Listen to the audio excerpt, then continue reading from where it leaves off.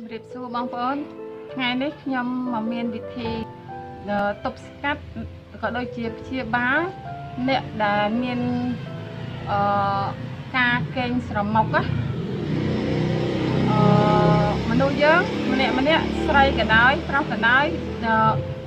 មានការកេងទៅមានស្រមុកហើយធ្វើឲ្យរំខានអ្នកកេងចិត្តឥឡូវខ្ញុំមានវិធីបំបត្តិការកេងស្រមុកមានតែ3មុខទេទី1យើងមានការ៉ុតហើយយើងមានខ្ញីយើងមិនបាច់យកខ្ញីចាស់ទេខ្លាចវាហឹរពេកយើងយកខ្ញីដែលខ្ចីនេះខ្ញីហើយនឹងផ្លែប៉ោមវិធីបំបត្តិការកេងស្រមុកនេះមានតែ3មុខទេហើយនឹងទឹកក្តៅបងប្អូនទឹកក្តៅដាំពុះយើងត្រៀមទឹកក្តៅដាំពុះឥឡូវនេះខ្ញុំចាប់ផ្ដើមធ្វើ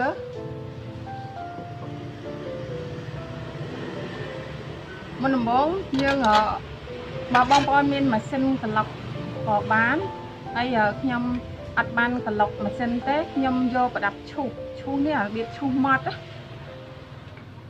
ឈូសឲ្យម៉ត់ផ្លែឈើទាំងអស់នេះមុនដំបូងយើងមកចិតសំបកចេញបរិមាណដែលខ្ញុំត្រូវដាក់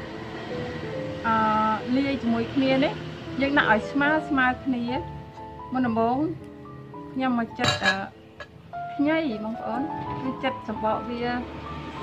សាទៅវាសំបកវាអត់សូវក្រាស់ប៉ុន្មានទេព្រោះអីវាខ្ចីខ្ញីនេះវាខ្ចីល្អវាហឹលទុកបន្លែកលាងទឹកបានស្អាតទេណាបងប្អូន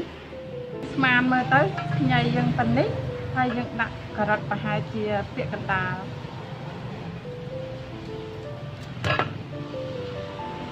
ហើយចិតសំបកដូចគ្នា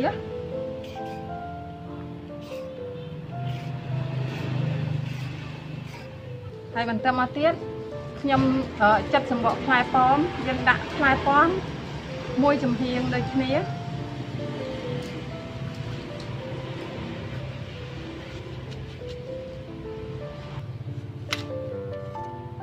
យើងដាក់បរិមាណវាស្មើគ្នា3មុខនេះ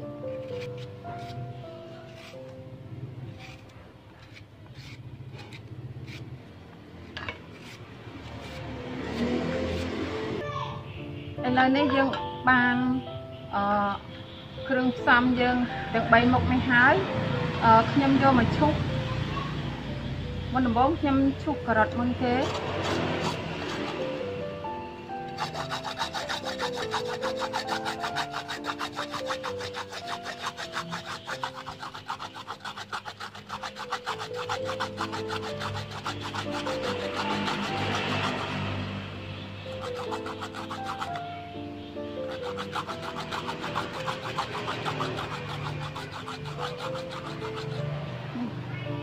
យើងឈូសបានប៉ុណ្នេះយើងកុំឲ្យវាដល់ដៃខ្លាំងពេកខ្លាចវាមុតដៃហ៎បងប្អូនឥឡូវនេះខ្ញុំមានចាន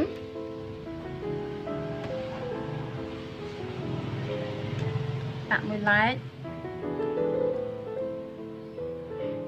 ចានយើងបានការ៉ុតចំនួនប៉ុណ្នេះបន្តទៀតនេះយើងមកឈូសផ្លែប៉ោមក៏បានឈូសខ្ញីក៏បានមួយណាមុនក៏បានយើងចាប់ផ្ដើមឈូស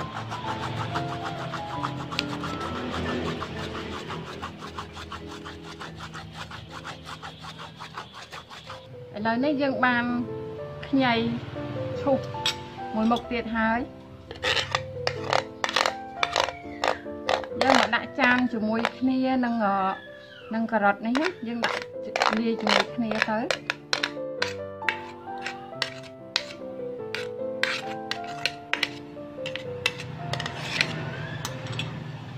ហើយបន្តមកទៀត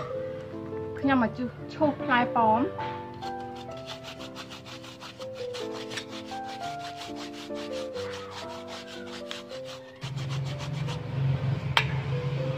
ផ្លែប៉ោមនេះវាមានជាតិទឹកច្រើនជាងគេយើងឈូសបណ្ដើយើងមកដាក់បណ្ដើមកកុំឲ្យវាហៀទឹក ឥ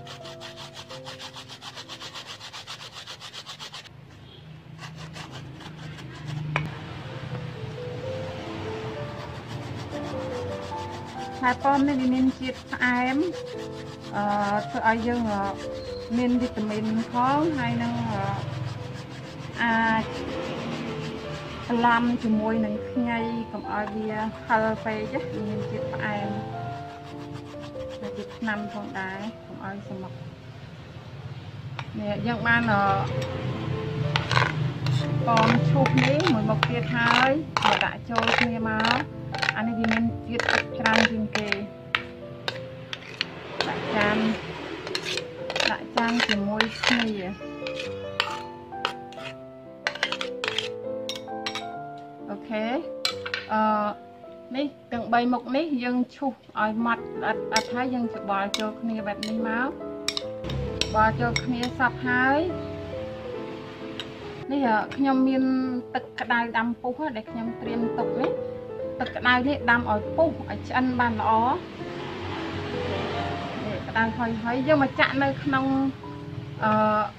ល្បាយ ដែល យើង លាយ ឈូស លាយ ជាមួយ គ្នា នេះ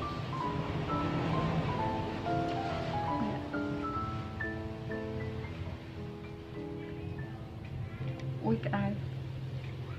នេះ យើង ចាក់ មក ហើយយើងច្បល់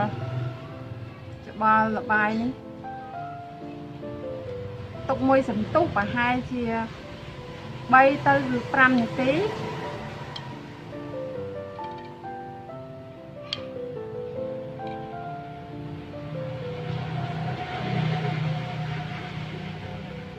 ទុកចំនួន3 នាទីទៅ 5 នាទីនេះក្តៅបងប្អូននេះរួចរាល់ហើយជាតិល្បាយទាំង3នេះវាចេញជាតិបានល្អហើយឥឡូវខ្ញុំយកកែវដដែលដើម្បីយកកត្រងមួយដើម្បីច្រោះល្បាយដែលខ្ញុំដាក់លាយគ្នានេះច្រោះចូលក្នុងកែវនេះវិញបើបងប្អូនញ៉ាំបានក៏ញ៉ាំទាំងអស់ទៅទាំងកាកវាផងប៉ុន្តែយើងពិបាកញ៉ាំបន្តិចពិបាកលេបបន្តិចណាឥឡូវនេះខ្ញុំមកដាក់នៅក្នុងកែវដដែលច្រោះវាបែបនេះមកកុំឲ្យដោយកាកព្រោះកាកវាពិបាកលេបបន្តិចកើតជាភេសជ្ជៈមួយ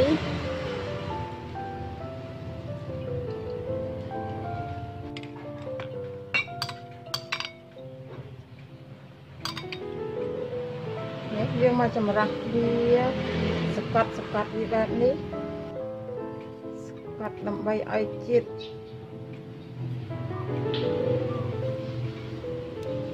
ឲ្យកាកវានៅផ្សេងឲ្យទឹកវានៅផ្សេង